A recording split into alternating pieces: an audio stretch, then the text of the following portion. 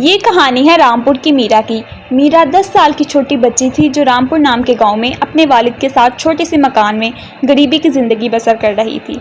میرا نے چھوٹی سی عمر میں ہی ذمہ داریاں سنبھال لی تھی۔ وہ صبح سویرے جا کر کھیتوں میں کام کرتی اور گھر آ کر اپنے گھر کا سارا کام کرتی، اپنے والد کے لیے کھانا بناتی، اور جب وہ دوسرے بچوں کو اسکول جاتا دیکھتی اور کھیلتا دیکھتی تو وہ کافی اداس ہو جاتی، مگر نہ تو وہ اسکول جا سکتی تھی اور نہ ہی کھیل سکتی تھی۔ مگر میرا کی زندگی شروع سے ایسے نہیں تھی۔ پہلے وہ بھی باقی بچوں کی طرح اسکول جایا کرتی تھی اور کھیلا کرتی تھی۔ جب اس کے والد کام کیا کرتے تھے، اس کے والد ایک محنتی کسان تھے، مگر ایک دن اچانک سے اس کے والد بیمار ہو گئے اور اسی دن سے میرا نے سوچ لیا کہ وہ پڑھے گی نہیں بلکہ محنت کرے گی اور اپنے والد کا علاج کروائے گی۔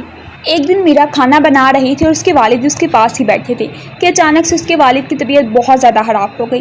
اب میرا گھر کے کارنر میں بیٹھ کر سوچ رہی تھی کہ وہ اپنے والد کا علاج کہاں سے کروائے کہ اتنی دیر میں اچانک سے ایک پری اس کے پاس آ گئی۔ جب میرا نے دیکھا کہ اس کے پاس ایک پری ہے تو اچانک سے وہ پری ایک خوبصورت لڑکی میں تبدیل ہو گئی۔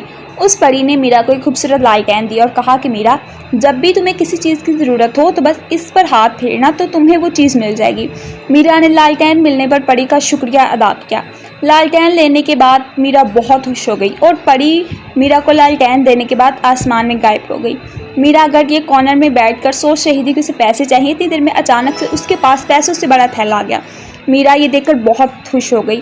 پھر پیسے ملنے کے بعد میرا نے اپنے والد کو بلایا، پیسے دکھائے اور ساری داستان انہیں سنائی۔ پھر وہ دونوں باپ بیٹی شہر میں ایک ہسپتال میں چلے گئے۔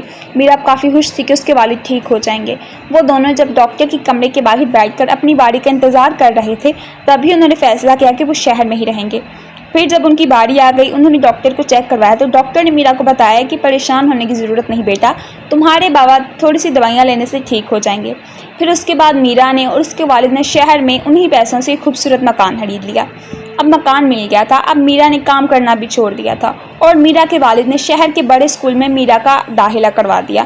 اب میرا کافی خوش تھی کیونکہ اسے محنت مزدوری نہ کرنی پڑتی اور وہ بھی باقی بچوں کی طرح اسکول جاتی اور دوستوں کے ساتھ کھیلتی۔ میرا نے اپنی ایک نئی دوست بھی بنا لی تھی۔ میرا روزانہ شام کو پارک میں اس کے ساتھ جاتی تھی۔ اسی طرح میرا اور اس کے والد اب شہر میں اپنی زندگی ہنسی خوشی بسر کرنے لگ گئے۔